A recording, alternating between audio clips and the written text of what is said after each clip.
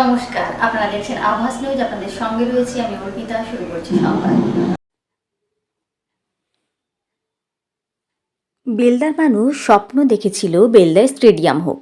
আমাদের কাছে বারে বারে বলতো, আমরা চেষ্টা করেছিলাম কিন্তু তা করতে পারিনি। স্বপ্নের ফেরিওয়ালা হয়ে থেকে গিয়েছিল। আর বিধায়ক তার কথা রেখেছেন। বেলদার মানুষ যে স্বপ্ন দেখেছিলেন তা আমরা পূরণ করতে না পারলেও বিধায়ক পেরেছেন, তাই তাঁকে ধন্যবাদ জানাই। শুক্রবার বেলদা স্টেডিয়াম মাঠে উপস্থিত থেকে এই কথা বলেন বেলদা অ্যাথলেটিক ক্লাবের সম্পাদক তথা বেলদাকে যে নিজের মতো করে সাজাতে চেয়েছিলেন প্রাক্তন প্রধান শিক্ষক শীতাংশু শেখর রায় মহাপাত্র। তিনি যখন গ্রাম প্রধান ছিলেন তার আগে থেকেই বেলদার বিভিন্ন উন্নয়নমূলক কাজ করার চেষ্টা করেছিলেন, কিন্তু তিনি চাইলেও বাম নেতারা তা করতে দেননি, তাই পড়েছিল। বর্তমানে তার শেষ জীবনের ইচ্ছে ছিল তার হাতে গড়া বেলদা স্টেডিয়াম যেন তিনি দেখে যেতে পারেন। আর তার স্বপ্ন পূরণ করলেন বিধায়ক সূর্যকান্ত অট্ট, তাই তিনি তাকে ধন্যবাদ জানালেন। উল্লেখ থাকে, বেলদা অ্যাথলেটিক ক্লাবের জায়গাকে পঞ্চায়েত সমিতির হাতে তুলে দেওয়ার পরে বিধায়ক কথা দিয়েছিলেন তিনি 1 বছরের মধ্যে যাতে খেলার উপযোগী মাঠ করা যায় তার চেষ্টা করবেন। আর তা দেখে খুশি সম্পাদক। শুক্রবার যার উদ্বোধন হলো, সাংসদ জুন মালিয়ার সাংসদ তহবিলের টাকায় এই খেলার মাঠ তৈরি হয়। এই দিন সবুজ ফিতে কেটে স্টেডিয়াম মাঠের উদ্বোধন করেন সাংসদ জুন মালিয়া। এই দিন মাঠে 2টি স্কুলের ছাত্রীদের ফুটবল প্রতিযোগিতা দেখার জন্য মানুষ ভিড় করেন। উদ্বোধনী অনুষ্ঠান হিসেবে এই দিন খড়িকা মাধানী বালিকা বিদ্যাপীঠের ফুটবল টিমের সঙ্গে বেলদা প্রভাতী বালিকা বিদ্যাপীঠের ফুটবল টিমের প্রতিযোগিতা হয়। জুন মালিয়া বক্তব্য রাখতে গিয়ে তার সাংসদ তহবিলের টাকায় কি হয়েছে তা তুলে ধরেন। এই দিন নারায়ণগড়ের একটি ব্রিজের উদ্বোধন করেন জুন মালিয়া। সঙ্গে ছিলেন এলাকার বিধায়ক সূর্যকান্ত অট্ট। তবে বেলদাবাসীর একের পর এক দাবি পূরণ হওয়ায় খুশি বেলদার মানুষ। 26 তারিখ রয়েছে কঠিন বর্জ্য ব্যবস্থাপনা প্রকল্পের উদ্বোধন। ফলে এই দিন মাঠ ভর্তি দর্শক 2টি দলের খেলা উপভোগ করেন।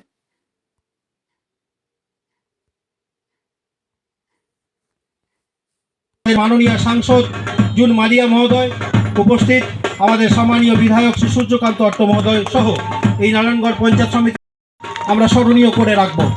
বেলদার গর্বের, আমাদের ঐতিহ্যের এই মাঠ আমরা আনুষ্ঠানিকভাবে ক্রীড়ামতী মানুষদের হাতে তুলে দিতে চলেছি এবং যাদের হাত ধরে এই মাঙ্গলিক কার্য আমরা সম্পন্ন করছি, আমাদের মাননীয় সাংসদ জুন মালিয়া মহোদয় উপস্থিত, আমাদের সম্মানীয় বিধায়ক শ্রী সূর্যকান্ত অট্ট মহোদয় সহ এই নারায়ণগড় পঞ্চায়েত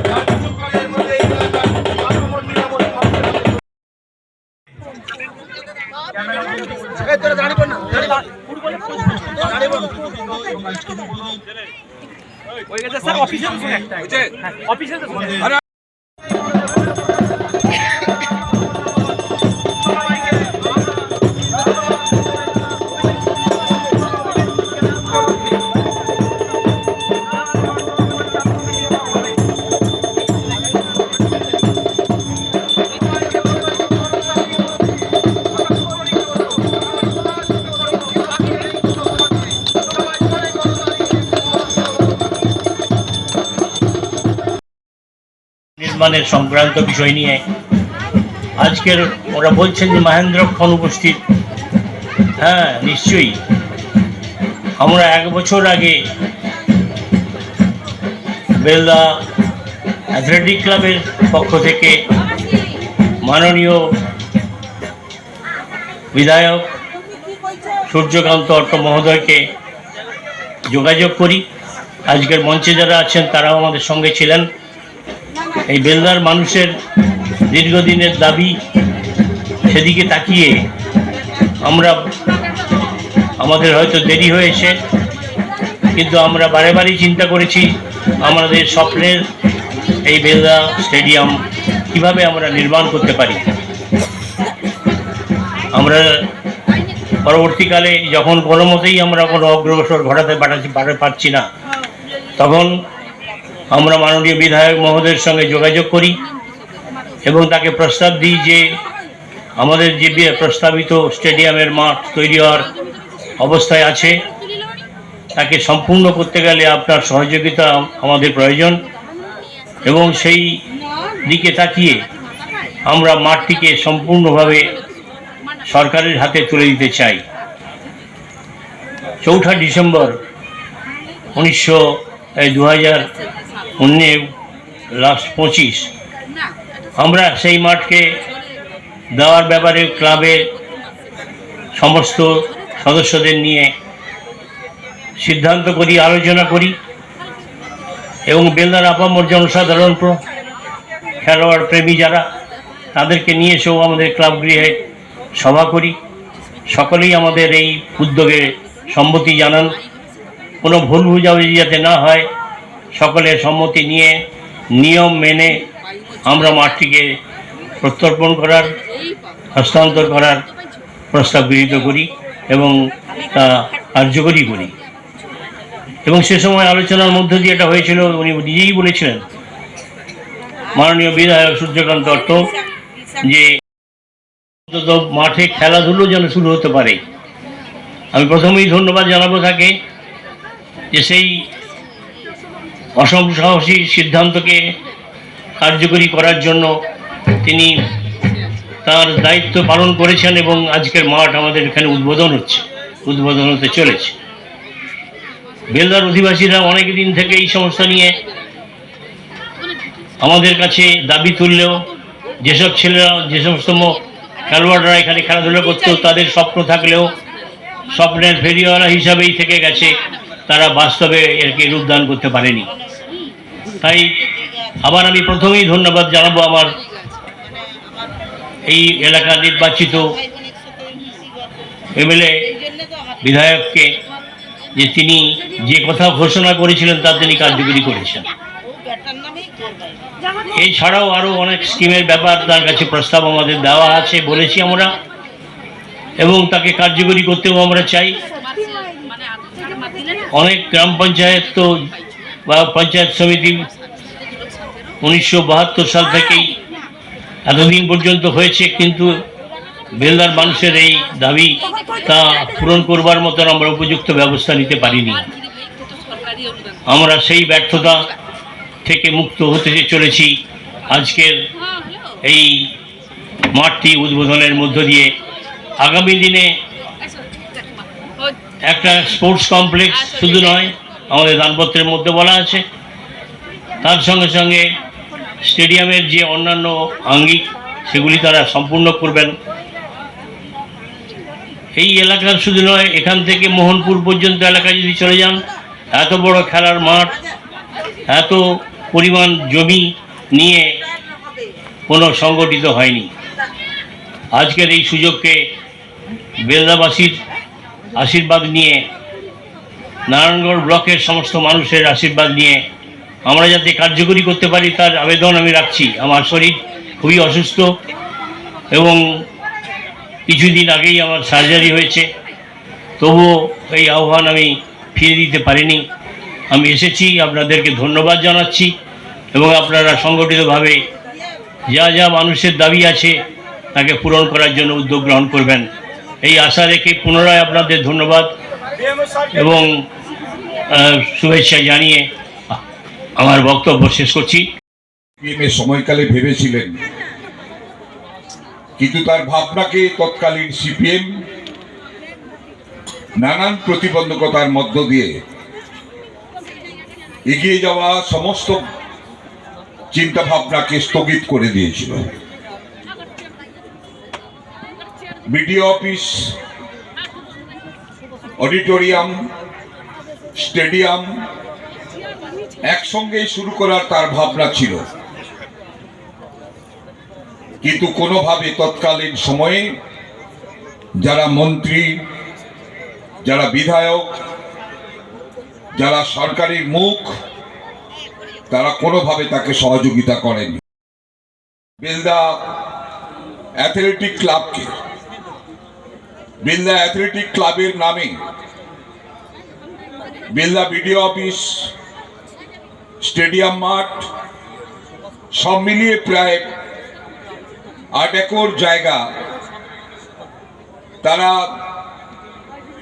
বেলদার বিশিষ্ট ব্যক্তিত্বগণ, মারোয়াড়ি সম্প্রদায়ের একটি সংস্থা, তারা বেলদার ডেভেলপমেন্টের জন্য দান করেছিলেন অ্যাথলেটিক ক্লাবকে। কিন্তু আইনি জটিলতার কারণে অ্যাথলেটিক ক্লাবের নামে সম্পূর্ণ কাগজপত্র ভূমি দপ্তরের আইন অনুসারে করা সম্ভব হয়নি। 2021 সালে আমি যখন বিধায়ক হলাম, বেলদার বহু শুভানুধ্যায়ীকে আমি বলেছিলাম, যারা বেলদাকে ভালোবাসেন, বেলদার ডেভেলপমেন্ট চান, যে আমাকে একটু অ্যাথলেটিক ক্লাব শীতাংশু বাবুর সঙ্গে একটু নেগোসিয়েশন করিয়ে দিন। এই অসম্পূর্ণ কাজটি যদি আমাকে দায়িত্ব দেওয়া হয়, তাহলে এটাকে আমি সম্পূর্ণ করতে পারবো। আমার দৃঢ় বিশ্বাস নিজের উপর আছে। সেই জায়গা থেকে অনেকটা হয়তো সময় লেগেছিল, কিন্তু বোঝাতে সক্ষম হয়েছিলাম। প্রায় 1.5 একর 9 একর জায়গা, একদিকে বিডিও অফিস, বিএলআরও অফিস, তাদের নিজস্ব নামে সরকারিভাবে যাতে তারা পায় তার ব্যবস্থা করা। নারায়ণগড় পঞ্চায়েত সমিতির নামে এই অডিটোরিয়ামটাকে আগামী দিনে যাতে পূর্ণাঙ্গ রূপ আমরা গ্যালারি করতে পারি, তার লক্ষ্যে আজকের যে পথ চলা, এটাও যাতে পঞ্চায়েত সমিতির নামে আমরা করতে পারি, তারও উদ্যোগ গ্রহণ করা। এবং সর্বতভাবে যে আমাকে সাহায্য করেছিল নারায়ণগড় ব্লকের ভূমি কর্মাধ্যক্ষ অনাদি বাড়ি, সর্বতভাবে আমার কাছে থেকে সহযোগিতা করে নারায়ণগড় পঞ্চায়েত সমিতির নামে সম্পূর্ণভাবে এই জমিটি আমরা অধিগ্রহণ করতে পেরেছিলাম। কাউকে না কাউকে শুরু করতে হয়, কাউকে না কাউকে কাজ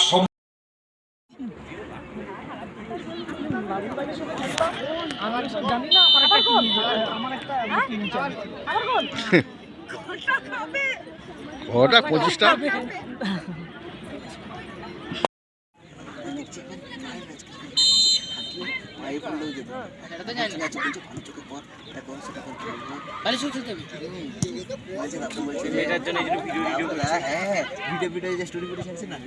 দেখছি আর বলছে আমাকে বলছে ওই প্র্যাকটিস করবি, বল বিকালে ওভার থেকে আমি কনভার্ট করবো। আগে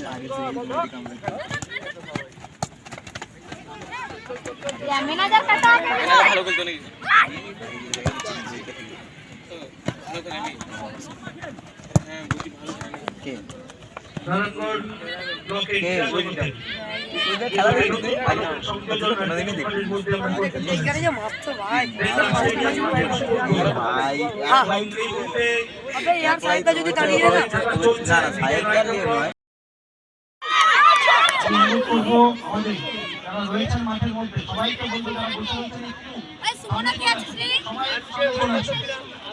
আমাদের সম্মানীয় সাংসদ জুন মালিয়া মহোদয়, তিনি প্রবেশ করতে চলেছেন আমাদের মাঠে।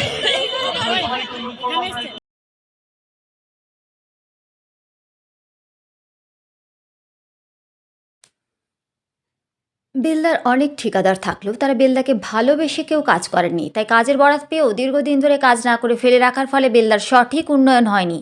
বাম আমল থেকে তৈরি হওয়া বেলদার অডিটোরিয়াম থেকে স্টেডিয়াম সব কিছুই করতে পারেননি তারা। আর বর্তমানে সুজিত চক্রবর্তীকে কাজ দেওয়ার পরে অডিটোরিয়াম থেকে স্টেডিয়াম সব হয়েছে।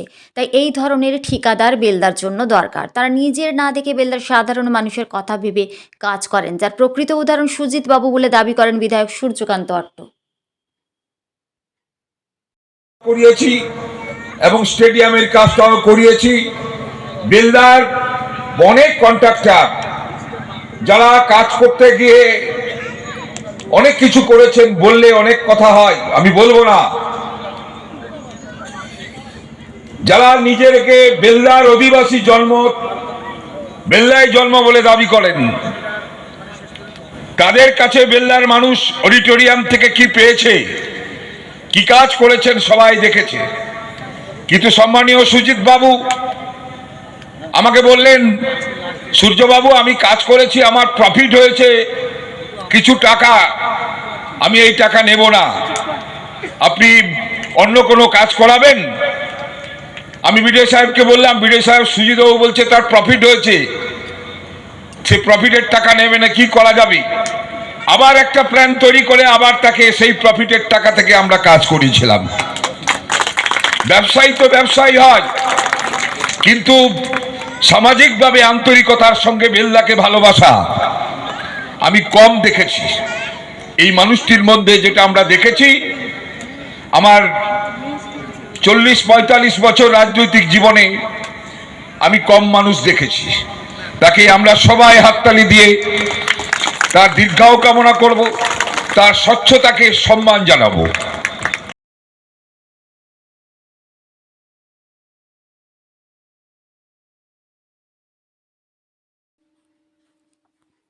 ঠাকুরদাতে রাজ্য সড়কে ওমনি ভ্যান ও লরির মুখোমুখি সংঘর্ষে মৃত 2, আশঙ্কাজনক 3। পশ্চিম মেদিনীপুরে বেলদা থানার ঠাকুরদা এলাকায় বেলদা-কাঁথি রাজ্য সড়কে ভয়াবহ পথ দুর্ঘটনা, মৃত্যু হল 2 জনের। জানা যায় একটি ওমনি ভ্যানের ড্রাইভার সহ 5 জন ছিলেন। বেলদার দিক থেকে রামনগরের দিকে যাওয়ার সময় অপর দিক থেকে আসা একটি লরি একটি বাসকে ওভারটেক করতে গিয়ে নিয়ন্ত্রণ হারিয়ে ওমনি ভ্যানে ধাক্কা মেরে দুর্ঘটনাগ্রস্ত 2টি গাড়ি রাজ্য সড়কের ধারে নয়নজুলিতে পড়ে যায়। ঘটনাস্থলে 2 জনের মৃত্যু হয়। ঘটনাস্থলে পৌঁছায় বেলদা থানার পুলিশ। মৃত ও আশঙ্কাজনক অবস্থায় 3 জনকে উদ্ধার করে বেলদা সুপার স্পেশালিটি হাসপাতালে নিয়ে যাওয়া হয় চিকিৎসার জন্য। ওমনি ভ্যানে থাকা ব্যক্তিদের বাড়ির রামনগর থানার এলাকায়, যদিও এখন তাদের পরিচয় স্পষ্ট করেনি পুলিশ। দুর্ঘটনাগ্রস্ত 2টি গাড়িকে উদ্ধার করেছে বেলদা থানার পুলিশ।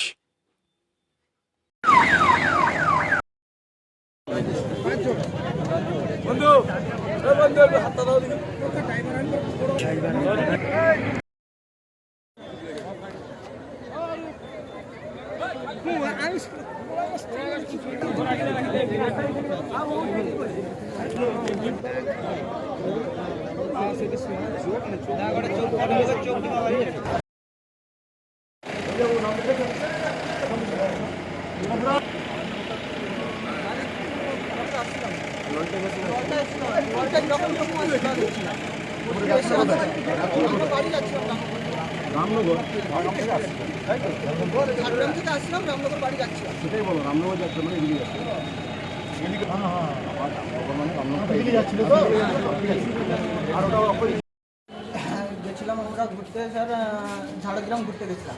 আচ্ছা, হ্যাঁ, আজকে ফেরার সময় হ্যাঁ, এই সামনে যে লরিটা ছিলেন না, লরিটা বাসকে ওভারটেক করতে গিয়ে প্রচুর স্পিডে আনকন্ট্রোলে ছিল, এদিক ওদিক হচ্ছিল গাড়ি, তারপরে গাড়িতে আমাদের গাড়িতে লেগে গেছে। কি নাম আপনার? আমার নাম বুদ্ধদেব কামিলা। বুদ্ধদেব কামিল্লা। বাবার নাম? প্রসন্ন কুমার কামিলা। বাড়ি ওখানে? বাড়ি রামনগর। ফোন করেছেন বাড়িতে? আমি সব নাম্বারটা ফোন পাই না। আপনার ফোন আমার আছে? ফোন আছে, মানে ওনারা ফোন পেয়েছিলেন, ওদের ফোন কার হবে, বন্ধুদের ফোন, ওদের ফোন পেয়েছে আমার কাছে। আমার সঙ্গে তো কামিলা ছিল, হ্যাঁ, যিনি গাড়ি চালাচ্ছিলেন বর্তমান, হ্যাঁ, উনি আমার বাড়ির পাশে কাকা হয়। আচ্ছা। আর ওনার বাকি 3 জন ওনার বন্ধু। সবাইকে চেনেন আপনি মোটামুটি? মোটামুটি চিনি, মানে কি আমি নাম বলতে পারছি না, বাড়ির সব আমরা দেখাশোনা হয়, ওরা এতটা চেনা জানা নেই ওদের। আচ্ছা, ঠিক আছে। আমার বলতে একটা ওই ইকো মারুতিগুলো আছে, ওরা পিকনিক করতে গেছিলো ঝাড়গ্রাম, ওখান থেকে ওরা ফিরছিল বাড়ি, রামনগরের উদ্দেশ্যে যাচ্ছিল। এবং ওই আমাদের ঠাকুরদা নার্সিংহোমের সামনে একটা কাঁথি থেকে একটা সিমেন্ট গাড়ি, সিমেন্ট খালি করে বেল্লার দিকে যাচ্ছিলো, ওদের মুখোমুখি সংঘর্ষ হয়। সংঘর্ষের ফলে 2টো গাড়ি নয়াঞ্জলিতে গিয়ে পড়ে এবং ওই মারুতি ভ্যানটার মধ্যে ছিলেন আরোহী 5 জন, তার মধ্যে 2 জনই স্পটে মারা গেছেন। আমরা লোকাল পুলিশ খুব তাড়াতাড়ি এসেছেন খবর পাওয়ার সঙ্গে সঙ্গে, এবং লোকাল জনগণের সহায়তায় আমরা সবাইকে বের করে হসপিটালে পাঠিয়েছি। তো 2 জন ঘটনাস্থলেই মারা যান, বাকি 3 জনকে আমরা চিকিৎসার জন্য হসপিটালে পাঠিয়েছি। এখানে সবাই যারা গ্রামবাসী ছিলেন পাশাপাশি যারা ছিলেন সবার সহযোগিতায় গাড়িকে সোজা করে আমরা ওদেরকে বের করেছি। প্রথমে তো ওদের বের করা যায়নি, এমন অবস্থায় অ্যাক্সিডেন্টটা হয়েছিল, ওদের বের করার মতো অবস্থা ছিল না। সবার দুটো গাড়ি দিয়ে নিয়ন্ত্রণ কতটা, মানে কত জোর ছিল গাড়ি দুটি সেটা? মানে বিশেষ করে যেটা সিমেন্ট গাড়িটা এসেছিলো কাঁটির দিক থেকে, ওটা খুব স্পিডে ছিল, এবং যেটা নয়াগ্রাম থেকে মানে ঝাড়গ্রাম থেকে ফিরছিল ইকো গাড়িটা, ওটাও খুব স্পিডে ছিল। তো দুজনেই নিয়ন্ত্রণ হারিয়ে মুখোমুখি সংঘর্ষ হয় এবং দুজনেই নোয়াঞ্জলিতে গিয়ে পড়ে, সেই জন্যই দুর্ঘটনা হয়। এবং সেটা মুখ টুকরে গিয়ে নিচে পড়ে, সেটাকে সোজা করার পরে তারপরেই আমরা ওদের লোককে বের করতে পারি। আপনার নামটা? নিমাই ঠাকুর।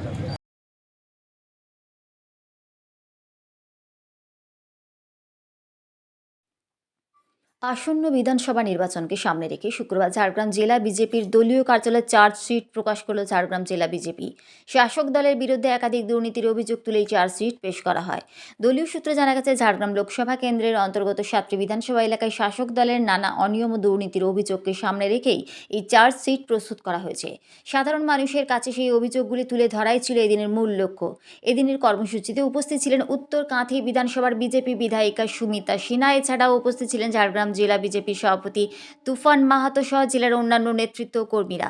বিজেপি নেতৃত্বের দাবি, চার্জশিটের মাধ্যমে শাসক দলের বাস্তব চিত্র সাধারণ মানুষের সামনে তুলে ধরা হয়েছে এবং আগামী দিনে বিষয়টি নিয়ে আরও বৃহত্তর আন্দোলনের পথে হাঁটবে বিজেপি। এতে এতটুকু এদিক ওদিক নেই, এই কাউন্সিলরদের এইরকম কাজ। আর প্রতিটি জায়গায় বাড়ি নিয়ে টাকা পয়সা 9-6 1,20,000 টাকায় বাড়ি তো ঘোড়ার ডিম, একটা গোয়াল ঘরও হয় না, তাতেও 1,20,000 টাকা দিয়ে তারা নাম কেনার চেষ্টা করছে। এগুলো আমাদের প্রত্যেকের কাছে বলে বোঝাতে হবে। মানুষরা বুঝছেন, অন্তর থেকে বুঝছেন, এবং জাগরণ এসেছে। শুধু আমাদের সেই জাগরণে একটু বড় করে সামিল হতে হবে, আর কিছু না।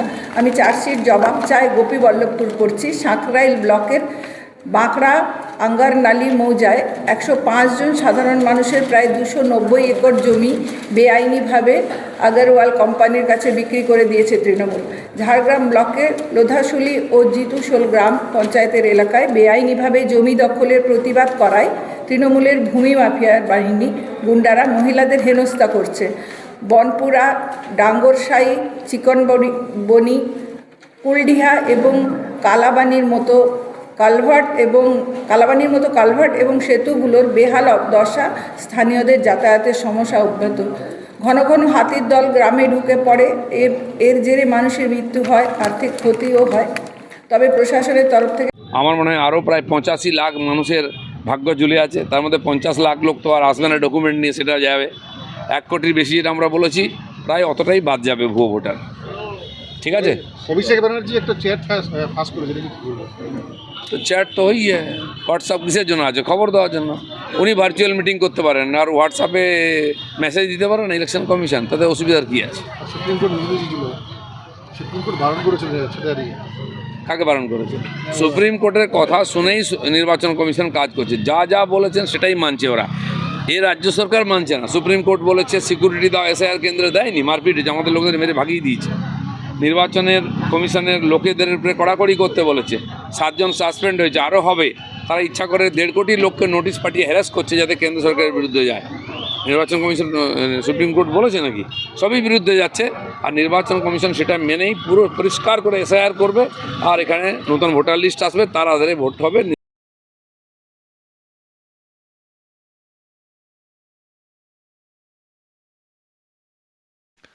ঝাড়গ্রামের সাধু রামচাঁদ মুর্মু বিশ্ববিদ্যালয়ের এক ছাত্রী পরীক্ষা দেওয়ার পর তার বাবার সাথে মোটর বাইকে করে বাড়ি ফিরছিলেন।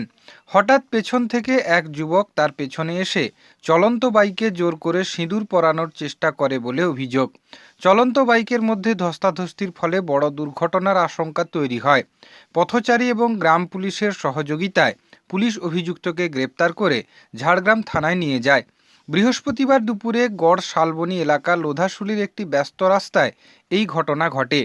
ভুক্তভোগী ছাত্রী সাধু রামচাঁদ মুর্মু বিশ্ববিদ্যালয়ের সাঁওতালি বিভাগের 3য় সেমিস্টারের ছাত্রী। তার বাড়ি গোয়ালতোড় এলাকায়। পড়াশোনার জন্য সে ঝাড়গ্রামের একটি মেসে থাকত। পুলিশ এবং স্থানীয় সূত্রে জানা গিয়েছে, ওই ছাত্রীটির আগের সম্পর্ক ছিল একই এলাকার এক যুবকের সাথে।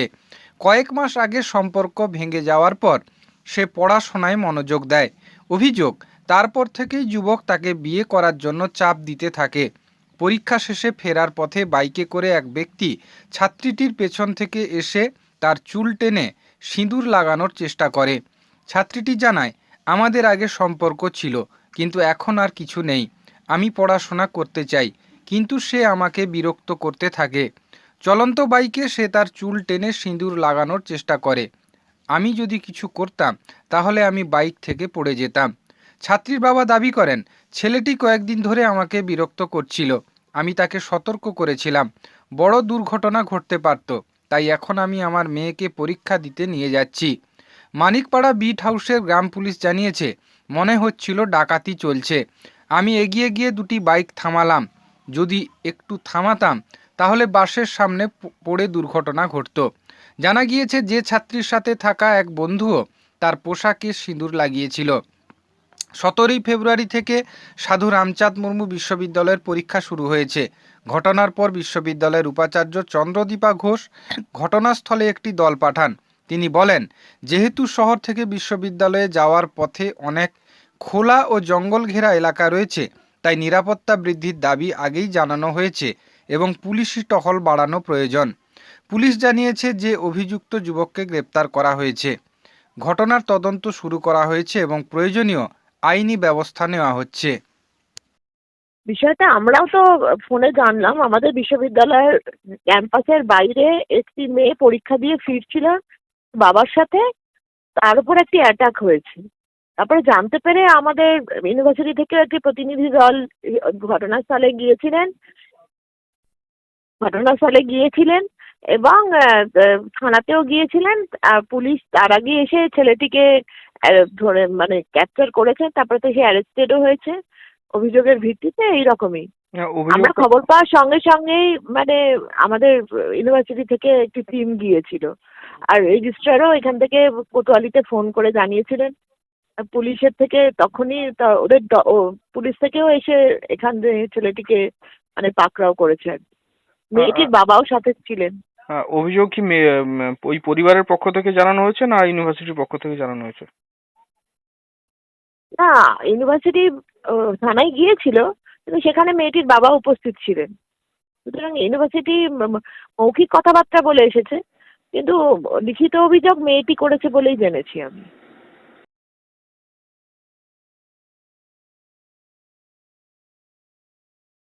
অঙ্গ বিকৃতদের মূল স্রোতে ফেরাতে বিশেষ অপারেশন নয়াগ্রাম সুপার স্পেশালিটি হাসপাতালে। উদ্যোগ সুপার স্পেশালিটি হাসপাতালের সুপার ডক্টর দেবাশিস মাহাতোর। কারো হাত খারাপ তো কারো পা। সমাজের মূল স্রোত থেকে ওরা ব্রাত্য, কারণ ওরা কুষ্ঠরোগী ছিল, আর সেই রোগের দরুন তাদের অঙ্গহানি হয়, যার জন্য আজ শারীরিকভাবে সুস্থ থাকলেও অঙ্গহানি বা বিকৃতির জন্য সমাজ কিছুটা অচ্ছুত করে রাখে। এরকম 13 জন কুষ্ঠরোগে অঙ্গ বিকৃত রোগীকে রিকনস্ট্রাকটিভ সার্জারির মাধ্যমে মূল স্রোতে ফেরানোর উদ্যোগ নিল নয়াগ্রাম সুপার স্পেশালিটি হাসপাতাল। অচ্ছুত নয়, মূল স্রোতে ফেরানোর লক্ষ্যে এই উদ্যোগ রাজ্য সরকারের। আরজিকর হাসপাতালের অস্থি বিশেষজ্ঞ ডাক্তার RN ভট্টাচার্যের নেতৃত্বে 10 জন ডাক্তার নয়াগ্রাম সুপার স্পেশালিটি হাসপাতালে এই অপারেশন করেন। প্রায় 1 মাস এখানে থেকে তারা চিকিৎসা পাবেন। সুস্থ হলে তাদের কর্মসংস্থানের জন্য 12,000 টাকা করে দেওয়া হবে। প্রত্যন্ত নয়াগ্রাম সুপার স্পেশালিটি হাসপাতালে এর আগেও চোখ ও অস্থি বিভাগে একাধিক জটিল অস্ত্রোপচার করে নজির তৈরি করেছে। এবার 13 জন কুষ্ঠরোগীকে মূল স্রোতে ফেরানোর এই বিশেষ উদ্যোগ আরেক সংযোজন।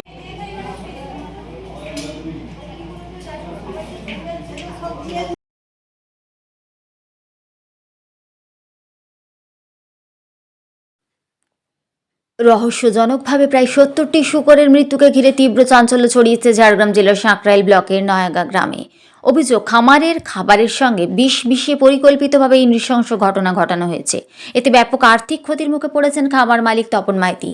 স্থানীয় সূত্রে জানা গেছে, দিন আনা দিন খাওয়ার সংসারে স্বনির্ভরতার আশায় দীর্ঘদিন ধরে শূকর পালন করছিলেন তপনবাবু। ধীরে ধীরে তাঁর খামারে শূকরের সংখ্যা বেড়ে দাঁড়ায় প্রায় 90 থেকে 95টি। কিন্তু শুক্রবার সকালে খামারে এসে তিনি দেখেন একের পর এক শূকর মাটিতে লুটিয়ে পড়ছে। বহু শূকরের ঘটনাস্থলে মৃত্যু হয়, আবার কয়েকটি শূকর গুরুতর অসুস্থ অবস্থায় রয়েছে। ঘটনার খবর পেয়ে সাঁকরাইল থানার পুলিশ ঘটনাস্থলে পৌঁছে তদন্ত শুরু করে। ইতিমধ্যেই তপন মাইতি থানায় এফআইআর দায়ের করেছেন। তার অভিযোগ, পূর্ব পরিকল্পিতভাবে খামারের খাবারে বিষ মিশিয়ে এই ক্ষতি করা হয়েছে। তপনবাবুর দাবি, এই ঘটনায় তার প্রায় 15 থেকে 20 লক্ষ টাকার আর্থিক ক্ষতি হয়েছে। হঠাৎ এই বিপর্যয়ে পরিবার নিয়ে চরম দুশ্চিন্তায় পড়েছেন তিনি। দোষীদের দ্রুত চিহ্নিত করে কঠোর শাস্তির দাবি জানিয়েছেন ক্ষতিগ্রস্ত খামার মালিক। এই ঘটনাকে কেন্দ্র করে গোটা এলাকায় উত্তেজনা ছড়িয়েছে। পুলিশ জানিয়েছে, ঘটনার প্রকৃত কারণ উদ্ঘাটন এবং অভিযুক্তদের শনাক্ত করতে সব দিক খতিয়ে দেখা হচ্ছে। তদন্তের স্বার্থে নমুনা সংগ্রহ সহ একাধিক বিষয়ে পরীক্ষা করা হচ্ছে।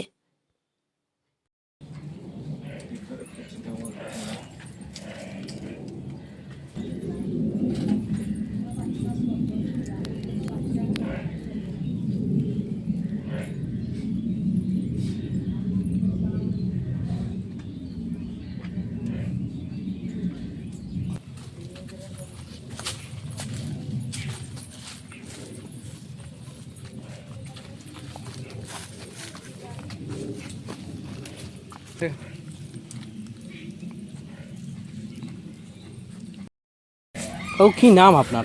আমার নাম তপন মাইতি। কি ঘটনা ঘটেছে? ঘটনা ঘটেছে বলতে, আমার শূকরের ফার্ম ছিল, সেখানে 75খানা শূকর ছিল। গত রাত্রে আমি সন্ধ্যা 6টার দিকে খাবার দিয়ে গেছি, সুস্থ ছিল। যখন ভোর সকালবেলা এসে দেখি 12টার মতো মরে গেছে আর বাকিটা ছটফট করছে। তখন ডাক্তার ডাকি, ডাক্তার এসে মোটামুটি তারা সাধ্যমতো চেষ্টা করে বাঁচাতে পারেনি। ইতিমধ্যেই 60টার উপরে শূকর মারা গেল। কত টাকার প্রায় কত টাকার ক্ষয়ক্ষতি হয়েছে? মানে কমের উপর ধরলে 12 লাখ টাকার মতো শূকর ইতিমধ্যে আমার মানে লোকাল আমার লোন। যদি এই অবলা জন্তুদের উপরে এরকম একটা করা হলো, কি বলবেন? আর কি বলবো, আমি তো মর্মাহত। কিছু কিছু লোককে সন্দেহ হয়, কিন্তু সেরকম তো হাতে নাতে আমি ধরতে পারিনি। পুলিশ কি এসেছিল আপনার এখানে? থানায় গেছিলাম, ডাইরেক্ট গেছিলাম, পুলিশ এসেছিলো, পুলিশ এসে দেখে গেল। পুলিশ ব্যবস্থা নেবে বলেছে? পুলিশকে বললাম যে ব্যবস্থা নেওয়ার জন্য, ওরা তো আশ্বাস দিয়ে গেছে। পরবর্তীকালে কি হয়। আপনি কি চাইছেন? আমি চাই দোষী শাস্তি পাক। কতগুলো মরেছে বললেন? এখন এই পর্যন্ত 60 পিস শূকর আমার মারা গেছে, আর 15 পিস যেগুলো আছে সেগুলোও আশা খুব কম, সেগুলোও উঠতে পারেনি, শুয়ে আছে। সেগুলো পরপর মানে সকালে ছিল 12টা, এখন 7টা ভাঙিয়েছে, মানে পরপর সেগুলো চলে যাবে। সংবাদ এই পর্যন্তই। নমস্কার।